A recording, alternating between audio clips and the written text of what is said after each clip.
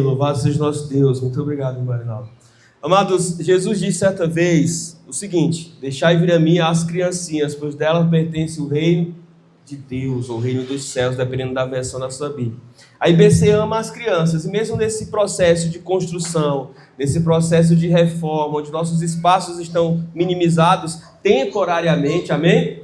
Temporariamente a gente vai ter esses espaços melhorados para a glória de Deus e para a graça do nosso Deus. Nós cultuamos com as crianças também. Só que a cada último domingo do mês, nós também trazemos e permitimos que essas crianças fiquem aqui com os pais, tá? Então eu peço aos irmãos que não são pais, que tenham um pouquinho de paciência, e aos papais que fiquem atentos, cada um à sua própria criança, pois é tempo também de ensinarmos a elas a cultuarmos junto com os adultos, até para que quando forem juniores, adolescentes e jovens, já estejam acostumadas com o culto aqui no templo e não apenas com o culto infantil. Amém? Hoje eu quero falar sobre um Deus que transforma, um Deus que muda, um Deus que molda, um Deus que faz literalmente a diferença. E eu não poderia falar sobre outro tema nesse dia tão especial, em que 15 irmãos desceram as águas em batismo, confirmando a transformação espiritual que cada um deles recebeu ao entregar a sua vida para o nosso Senhor e Salvador Jesus Cristo. E quando a gente fala sobre um Deus que transforma, nós precisamos falar também sobre aquilo que nos deforma. E o que nos deforma? O pecado. Aquilo que traz ao nosso coração, aquilo que traz à nossa vida mancha, mácula, sinal que nos afasta da vontade de Deus. É por isso que quando Deus olha para a sua criação ainda ali perfeita, diz que tudo era muito bom. Mas quando essa criação cai, quando essa criação peca, ele se afasta dela.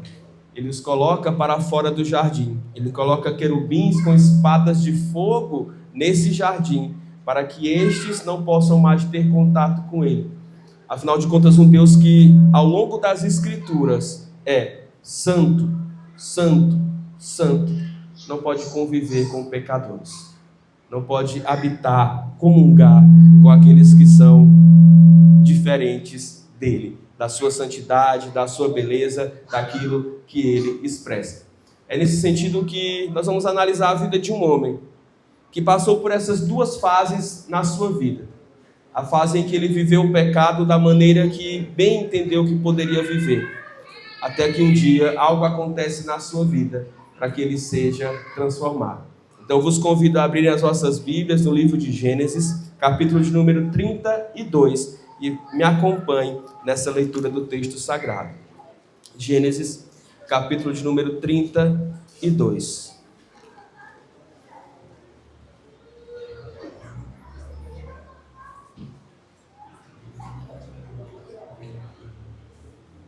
Eu quero ler a partir do versículo 22, tá? Gênesis, capítulo 32, a partir do versículo 22.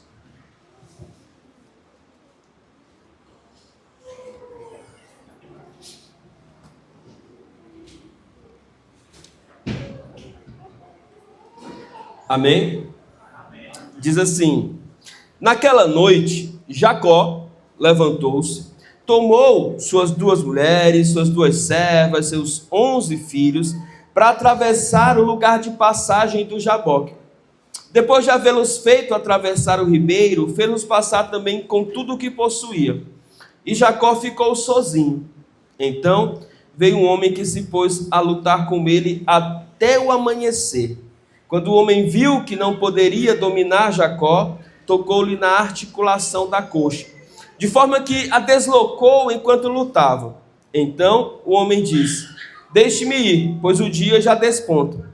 Mas Jacó lhe respondeu: não te deixarei ir, a não ser que me abençoes. O homem lhe perguntou: qual é o seu nome?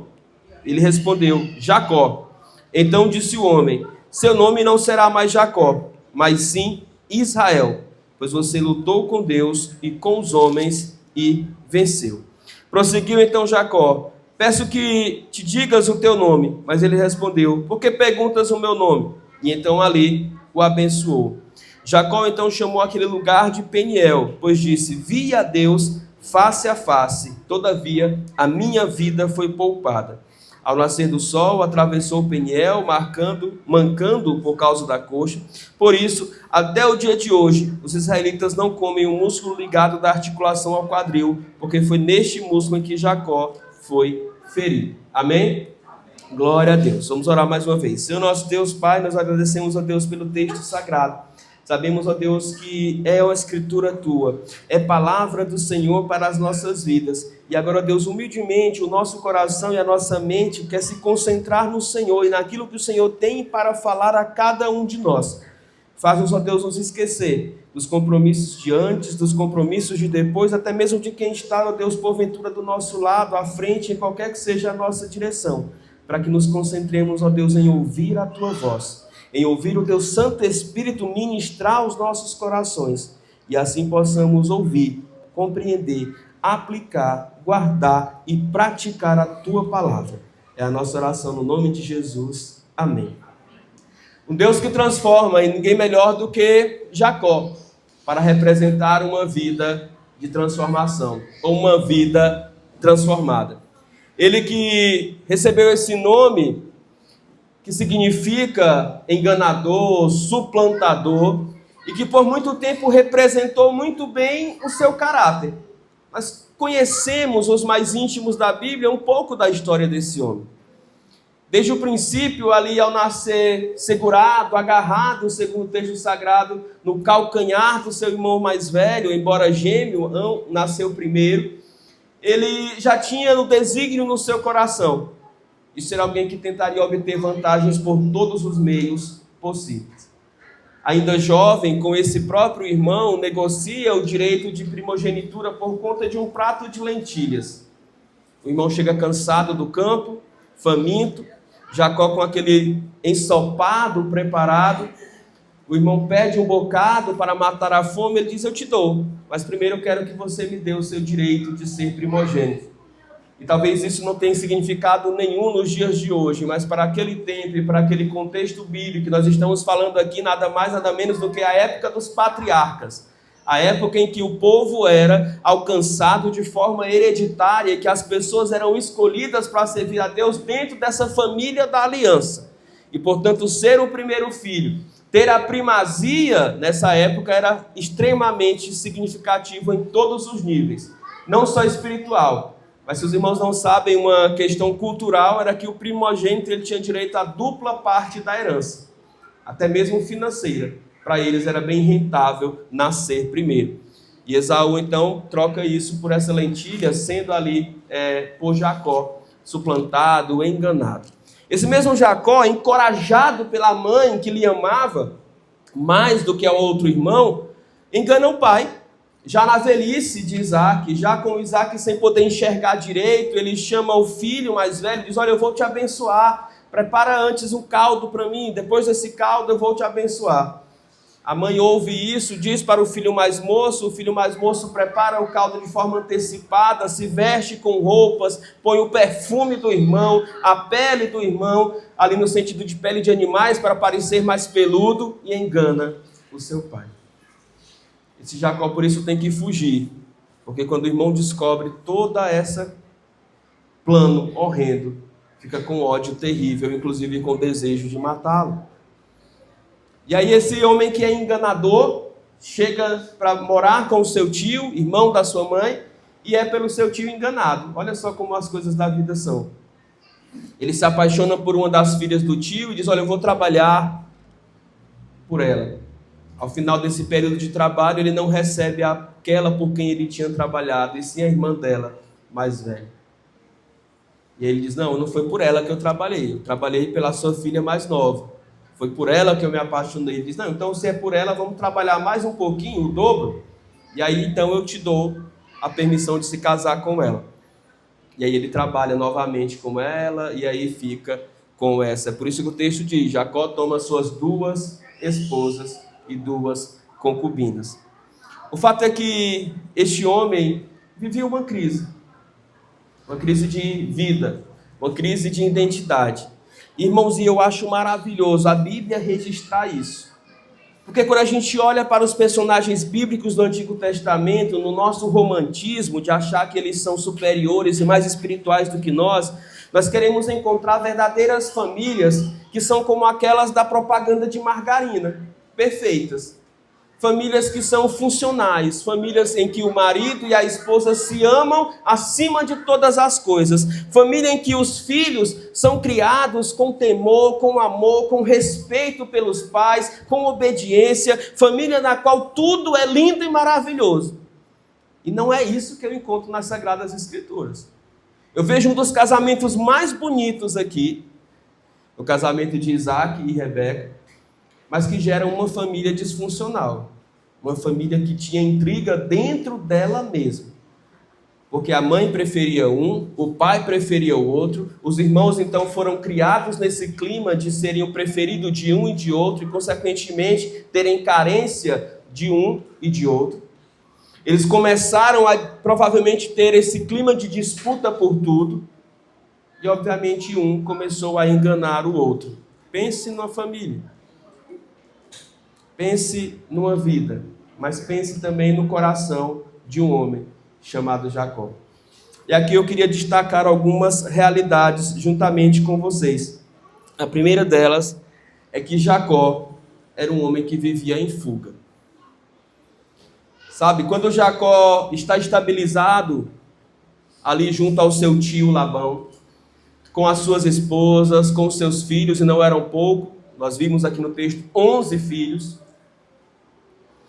ele de repente começa a sentir do seu tio e dos seus cunhados um ódio, uma falta de querência para com eles. Já não estavam mais felizes com a presença de Jacó ali. E eles começam então a questionar se de fato Jacó não estava lhes enganando também, roubando o rebanho, fazendo coisas que pudessem trazer prejuízo à vida deles. E Jacó meio tem que sair fugido de onde ele morava com suas esposas. Ele tem que sair dali correndo. A Bíblia vai dizer que o próprio Labão correu ao encontro e perguntou: por que você está fugindo de mim? Mas sobretudo Jacó era um homem que fugia de Deus. E deixa eu dizer uma coisa para você: a sua vida nunca será transformada enquanto você permanecer fugindo de Deus. Porque essa é a primeira reação que cada um de nós tem diante do nosso próprio pecado. Ou vocês não lembram do que Gênesis 3 diz? O homem pecou e instantaneamente ao pecar o Senhor vai visitar esse homem. E o que o homem que estava acostumado com a presença do Senhor faz? Se esconde. Se esconde de Deus. Muitos de nós são como este homem do Éden, são como este homem de Gênesis 32, que vive fugindo da presença e dos encontros com Deus. Que vive até, de alguma maneira, um aspecto religioso da sua própria vida. Que vem aos cultos, que participa de uma igreja, que frequenta, visita, mas que de fato nunca coloca o seu coração, a sua mente, na totalidade nesse Deus. A sua vida no trono e na vida desse Deus. Jacó era um homem que fugia de Deus. Jacó era um homem que inclusive usava Deus dentro das suas tramóias. Quando ele chega junto ao seu pai Isaac, pensando ou fingindo que era Esaú, e Isaac acreditando que era Esaú, pergunta: mas meu filho, como é que eu pedi rapidamente para tu pegar esse cabrito, esse animal no mato, e agora tu já pegou e chegou tão rápido? Ele diz: não, foi Deus que me deu logo o animal e eu consegui caçar e trouxe para o Senhor. Olha como ele era literalmente alguém sem escrúpulos nenhum, pois trouxe Deus para dentro da sua mentira. Jacó fugia não só de Deus, mas fugia do seu irmão. Desde que isso aconteceu, ele nunca mais pôde ver a sua mãe que o amava, e nem o contrário, sua mãe que o amava pôde vê-lo. Inclusive morreu sem ver o filho amado. Porque ele não poderia voltar, ele temia retornar para ver o seu irmão. Sabe, irmãos, uma das piores coisas que a gente pode viver é viver com medo. É viver a vida temeroso. É viver a vida acreditando que a qualquer momento alguém nos descobrirá. Alguém que pode e que tem algo contra nós vai chegar na nossa face e apontar o dedo e dizer: olha, eu sei o que você fez no verão passado. Alguém que vai apontar para a nossa vida, alguém que vai apontar para a nossa existência e dizer: eu tenho algo contra ti. Viver com medo de ser abalado, descoberto, de ser trazido ali à luz, aquilo que a gente teima em esconder muitas vezes debaixo do tapete. Jacó, embora não tivesse visto mais a Esaú, levava Esaú para onde quer que ele fosse, dentro do seu coração, com medo do seu irmão. Então Jacó fugia de Deus, Jacó fugia do seu irmão, mas Jacó também fugia de si mesmo. Em qualquer lugar que ele fosse, a sua consciência o acusava, pois todas as bênçãos que o Senhor tinha derramado sobre a vida de Jacó foi conseguidas por meio de uma farsa. Ele usava um direito de primogenitura sem ser o primogênito. Ele gozava das bênçãos que o Senhor lhe dava sem ser de fato o alvo dessas bênçãos do Senhor. Jacó tentou enterrar sua consciência com riqueza e com sucesso. Eu já disse aqui algumas vezes, riqueza e sucesso não são sinônimos confiáveis de que a bênção do Senhor está conosco. Porque tem muita gente com riqueza e com sucesso que não teme ao Senhor por aí. Muitas, não são poucas. Muitas. Então não tome isso como o único parâmetro de Deus para a nossa vida. O mundo está cheio de Jacós. Pessoas que fogem de Deus, que fogem dos seus irmãos, mas que também vivem fugindo de si mesmo. Vivem fugindo daquela voz da consciência. Vivem fugindo de um encontro pessoal com o seu interior.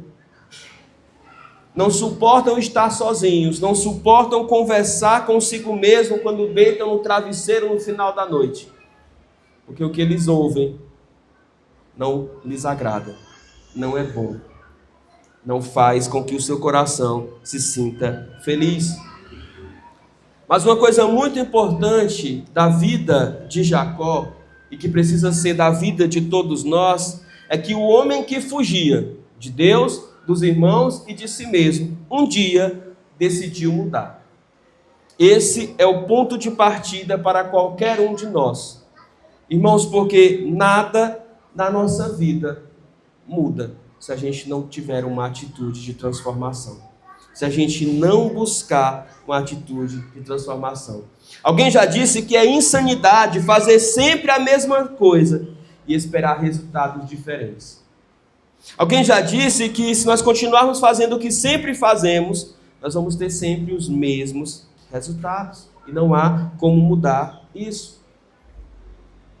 Na nossa vida, as mudanças ocorrem quando a gente assume a atitude de dar meia volta e de transformá-la. Jacó só vai viver um novo tempo de Deus para a sua vida porque ele decidiu voltar. Estava cômodo para ele com o seu tio. Ele estava mais rico que o seu próprio tio. A sua família já era maior que a família do seu tio. Mas ele decidiu voltar. Decidiu retornar. Sabe quem é alguém também agora no Novo Testamento que decide fazer um retorno na sua vida? Alguém chamado filho pródigo. Quando ele estava perdido no mundo, sofrendo as consequências das suas próprias más escolhas, ele levanta a cabeça para o céu e diz: eu vou retornar.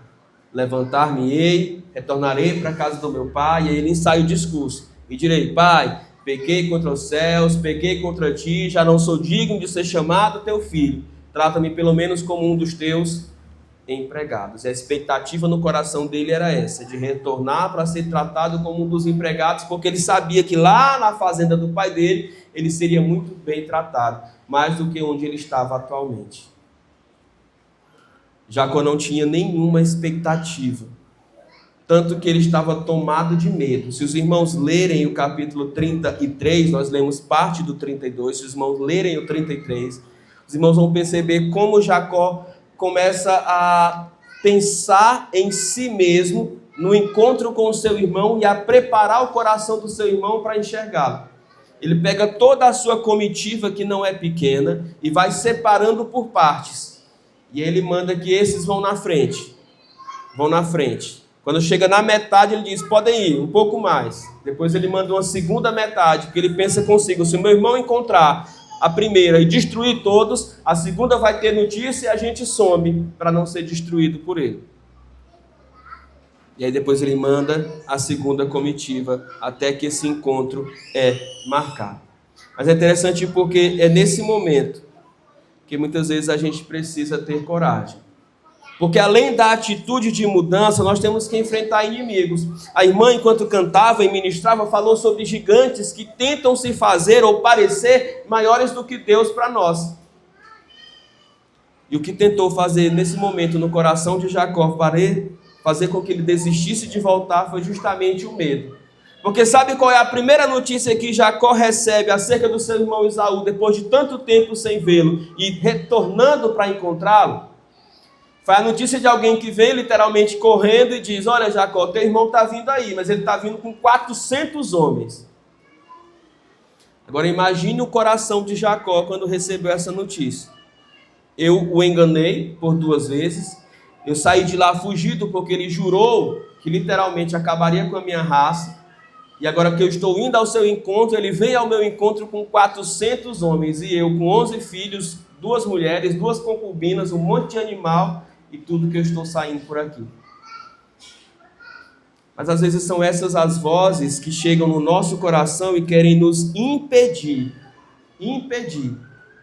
de tomar o caminho da mudança, de tomar o caminho da transformação, de tomar o caminho que agrada não a nós, mas o coração de Deus, que agrada o ser de Deus, que faz com que a nossa vida seja vivida debaixo do projeto e do plano de Deus, e faz com que qualquer que seja a nossa existência, boa ou não, triste ou não, possa ser transformada para a glória de Deus. O inimigo tentou parar Jacó com a ferramenta da incerteza, com a ferramenta do medo, mas não é isso que acontece. Não é isso que acontece.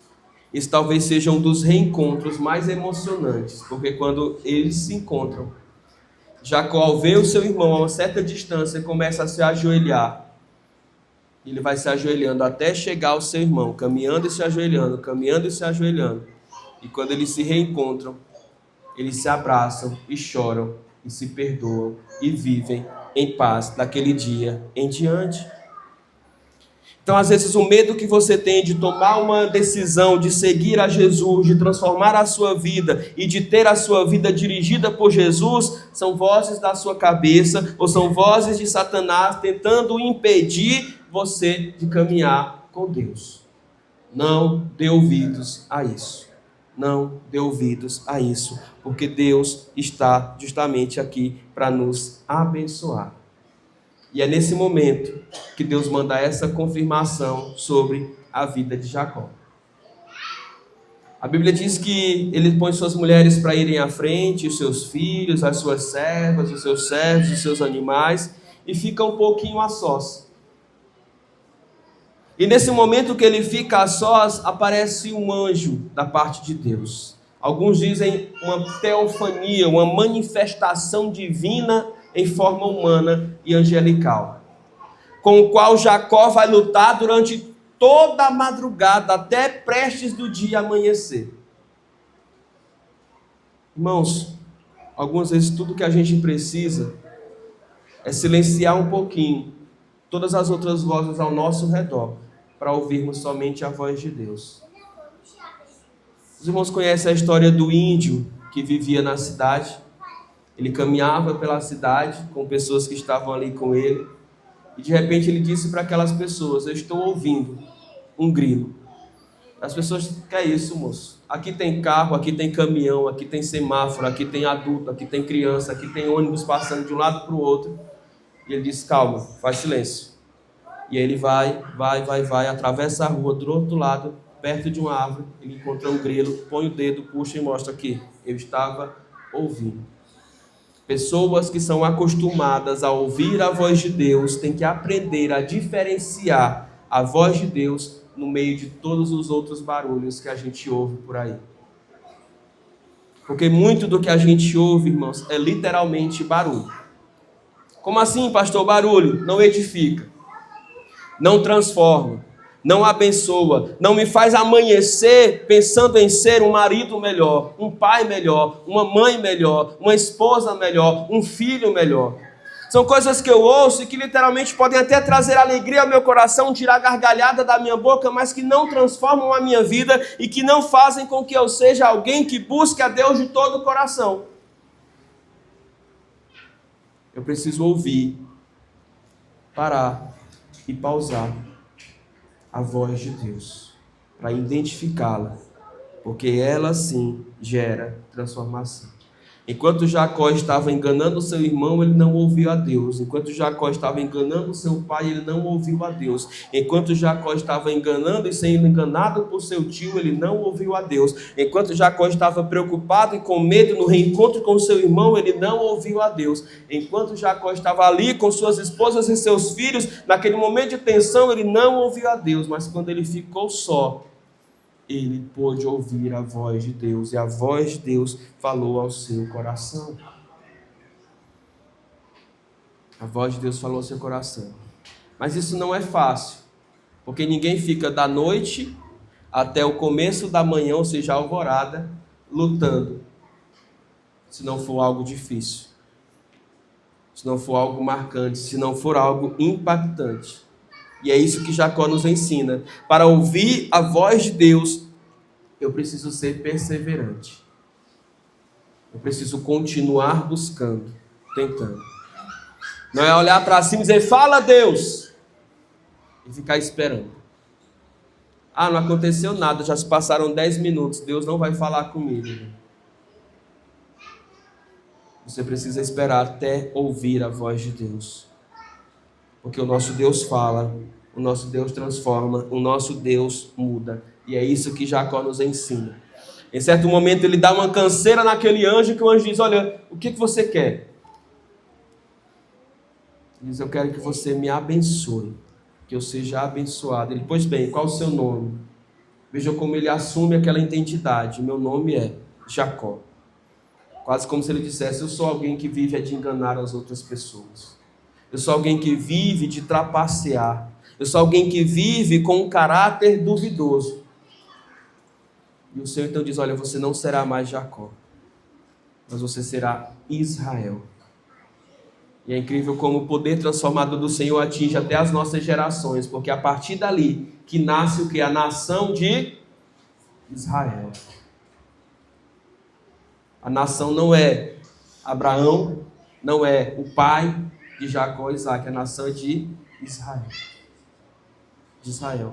Aquele que estava ali e que foi abençoado por Deus. E quando então ele é abençoado por Deus, a sua vida é transformada em todos os sentidos, inclusive no físico. O Jacó, que era, segundo o texto sagrado, 100% fisicamente, passa a ficar manco. Passa a começar a caminhar arrastando de uma perna. Sabe, a gente precisa encontrar um princípio para isso aqui. O princípio é, todas as vezes que você se encontrar verdadeiramente com Deus, Deus mudará algo na sua vida. Amém? Amém. Esteja preparado para isso. Inclusive, para, se for o caso, perder algo que você considera importante. Afinal de contas, quem de nós gostaria de caminhar manco pelo resto da vida? Mas se for para servir a Deus, para fazer a vontade de Deus e para ser transformado por Deus, que Ele leve até as minhas duas pernas. Olha o que Jesus diz no seu discurso do Sermão da Montanha. Se o teu olho te faz pecar, o que a gente precisa fazer com ele? Arranque-o. Se a tua mão te faz pecar, arranque-o. Se os teus pés te fazem pecar, arranque-o. Não tenha medo de matar aquilo que tem te afastado dos caminhos de Deus.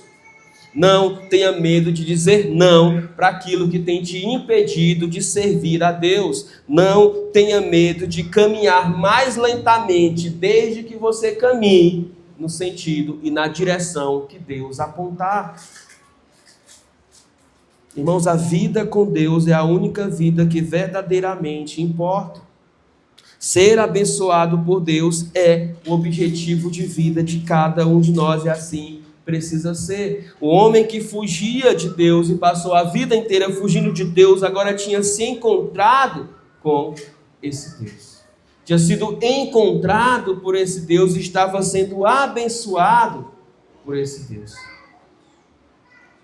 Essa é a história deste homem, mas essa também pode ser a sua história. E eu não estou dizendo que você precisa ser um enganador como Jacó foi, um mentiroso, um suplantador, alguém que está ali ganhando vantagens às custas das outras pessoas. Não. Mas pode ser que em algum momento da sua vida você esteja distante desse Deus, fugindo desse Deus, longe da vontade desse Deus.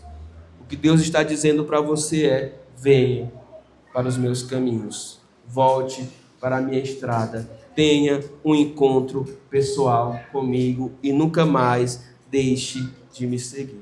O que Deus está dizendo é: pare de correr por aí. Pare de confiar nos seus métodos duvidosos, pare de confiar na sua própria capacidade, pare de confiar naquilo que você acha que sabe fazer e às vezes sabe fazer muito bem, porque tudo isso não serve de nada quando é no sentido espiritual da coisa. Eu, o Senhor, é quem vou te abençoar, e tudo que você é, o que você tem, o que você será, será dado por mim. Será eu que entregarei para vocês. É isso que o Senhor está dizendo para Jacó, é isso que o Senhor diz aos nossos corações.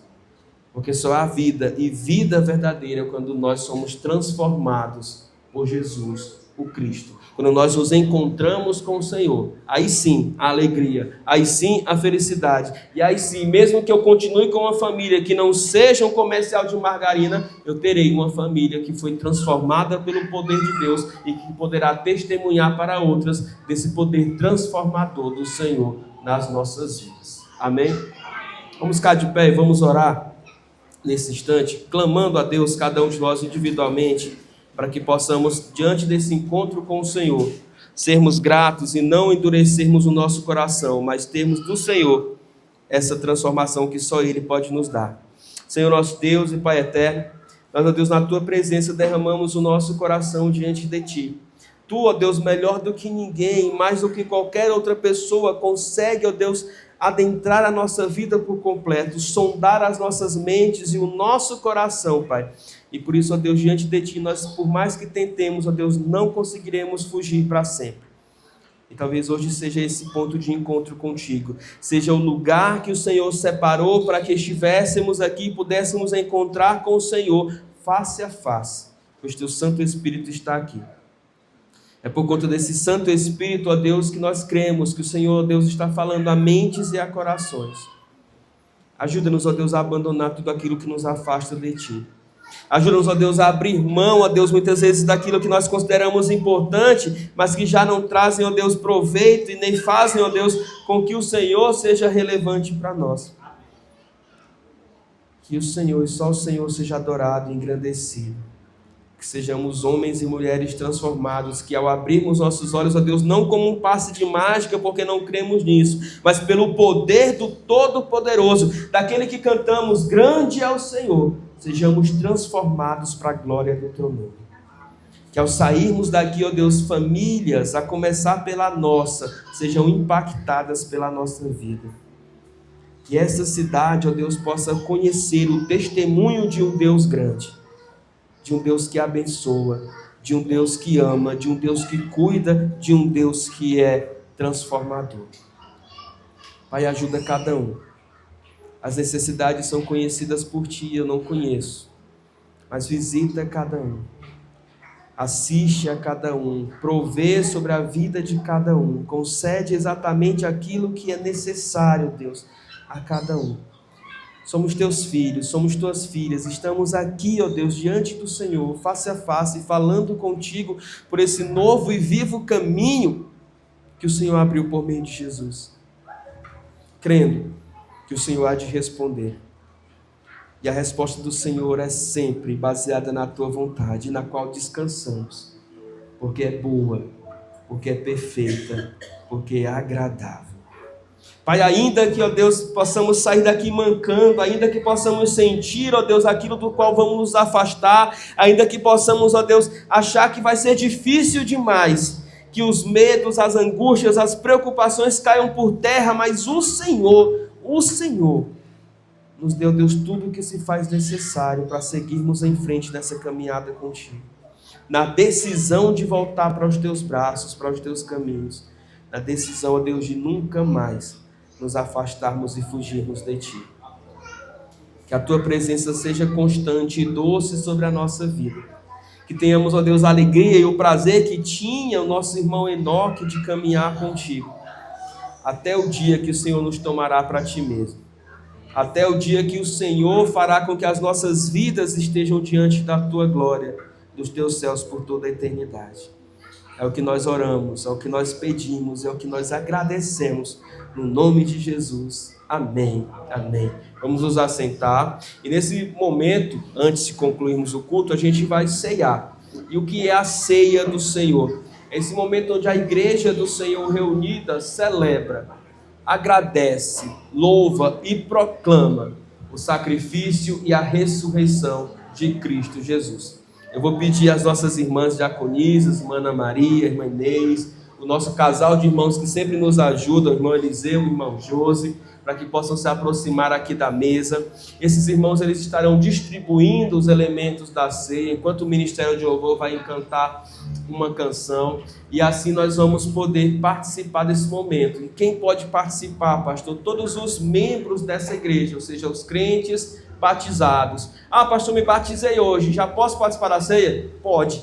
Glória a Deus, você vai participar da ceia para a glória do Senhor Jesus Cristo. Mas se você também pertence a uma outra igreja, é batizado por imersão, ou seja, aquele batismo de mergulho nas águas, fique à vontade também para ceiar conosco. Nós fazemos aquele exame que é o exame de comunhão. Você está em comunhão com Deus, você está em comunhão com a sua igreja, você está em comunhão com o corpo de Cristo, com a sua família. Amém. Você está apto para ceiar e para celebrar essa festa de salvação e de ressurreição da parte do Senhor para todos nós. Para que os irmãos possam identificar aqueles que participarão da ceia, eu vou pedir para que assim que o Ministério de Louvor comece a cantar, os irmãos comecem a andar na sua direção, você possa ficar de pé para receber os elementos. Depois que você ficar de pé, os irmãos vão concluir a entrega, nós vamos orar, ceiar junto e depois recolher o material. Então, o Ministério de Louvor.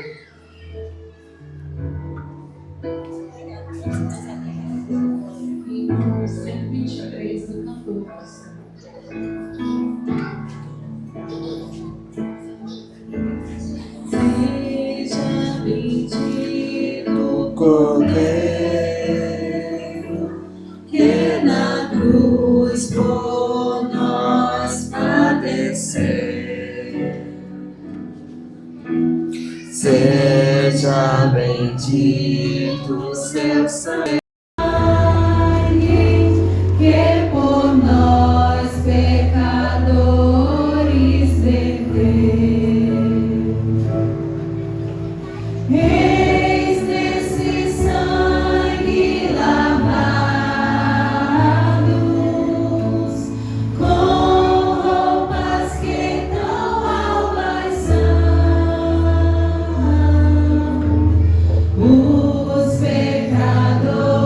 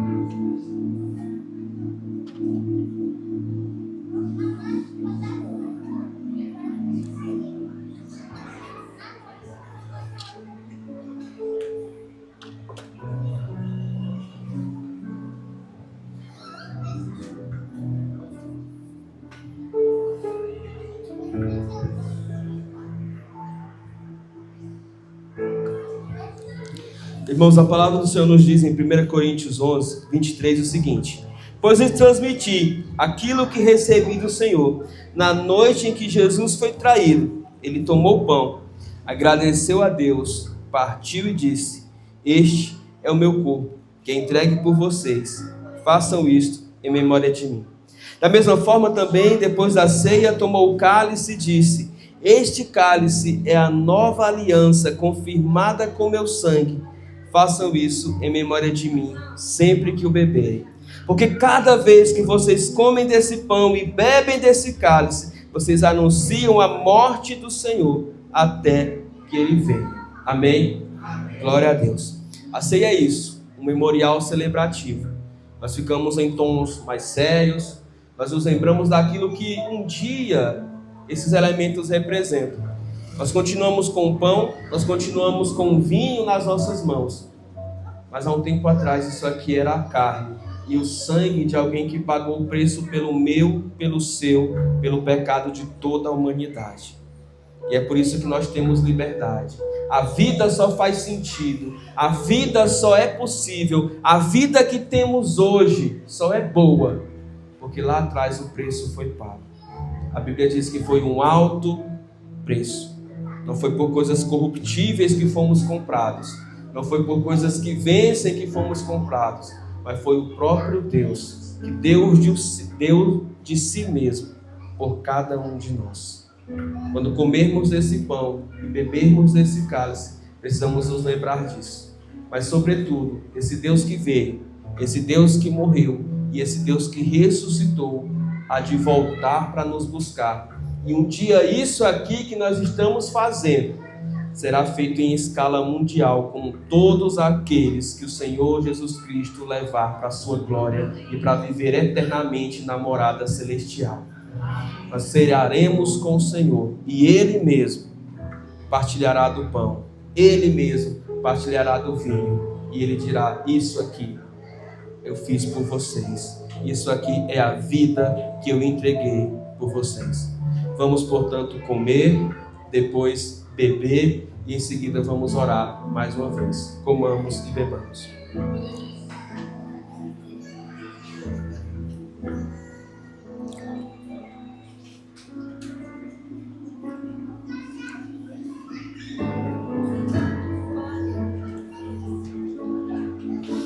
Senhor nosso Deus, Pai, quando, ó Deus, nesse memorial de ceia celebrativo, nós, ó Deus, podemos voltar os nossos corações para o passado, para aquela cruz onde o Senhor, ó Deus, ali crucificado, pagava o preço dos nossos pecados. Nós te agradecemos por isso, ó Deus. Nós te louvamos por isso, ó Deus. Nós celebramos o teu nome por conta disso. Porque, ó Deus, é o teu sacrifício que nos faz ter paz com Deus. É, ó Deus, a tua entrega que nos faz ter vida e vida eterna contigo. Muito obrigado, Pai. Mas a ceia também nos ensina a olhar para frente. Nos ensina, ó Deus, a olhar para o futuro, onde o Senhor nos buscará e contigo, ó Deus, cearemos face a face. Já não, ó Deus, precisaremos do elemento, ó Deus, da fé que nos faz confiar e crer naquilo que não vemos, mas estaremos diante do Senhor, crendo, vendo, contemplando o Senhor e ceando contigo por toda a eternidade. A ceia também, ó Deus, nos ajuda a olhar uns para os outros e sabermos que somos uma comunidade de cristãos, ó Deus, confiados no Senhor e salvos pelo Senhor. Isso não é sobre perfeição, sobre viver, ó Deus, uma vida perfeita, mas isso é sobre ser lavado. E lavado de tal maneira no teu sangue, que somos, ó Deus, pelo Senhor e por tua palavra ditos, mais alvos do que a neve. Nos ajuda a agir com humildade, ó Deus, e sabermos que o Senhor é quem nos purifica de todo o pecado. Ajuda-nos, ó Deus, a compreender o quão maravilhoso esse momento é, o quão, ó Deus, significativo esse momento é. E que se há algum irmão, ó Deus, que não pôde ceiar aqui hoje, ó Deus, que possa, ó Deus, sentir-se preparado na próxima ocasião. E que ceie, porque certamente compartilhar do pão, compartilhar do vinho e de uma mesa diante do Senhor é algo que aquece os nossos corações e nos faz sentir cada vez mais filhos e filhas do Senhor e Deus Todo-Poderoso, o nosso Pai. Abençoe a tua igreja, abençoe o teu povo. Que, ó Deus, possamos ser repletos, cheios da tua bondade, do teu amor, da tua graça e da tua misericórdia. Que o amor do Pai, que a graça do nosso Senhor Jesus Cristo e a consolação e comunhão do Santo Espírito seja com cada um de nós, por onde quer que formos, hoje e para sempre. Amém, amém, amém. Os irmãos podem assentar, as irmãs vão continuar cantando mais umas estrofes desse hino e os nossos irmãos vão passar para recolher o cálice. Em seguida vamos orar silenciosamente para encerrar o culto, participar das reuniões e nos despedirmos em paz.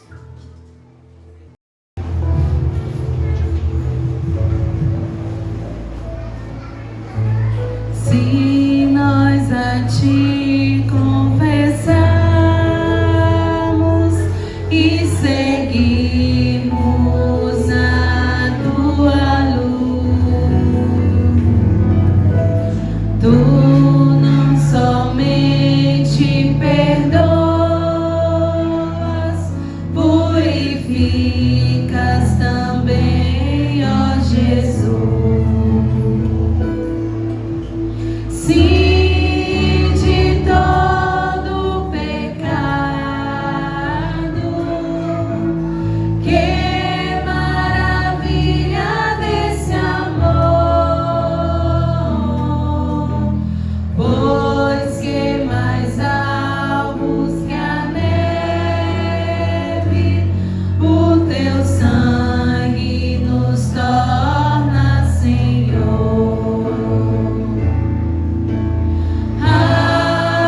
Algo mais que a neve,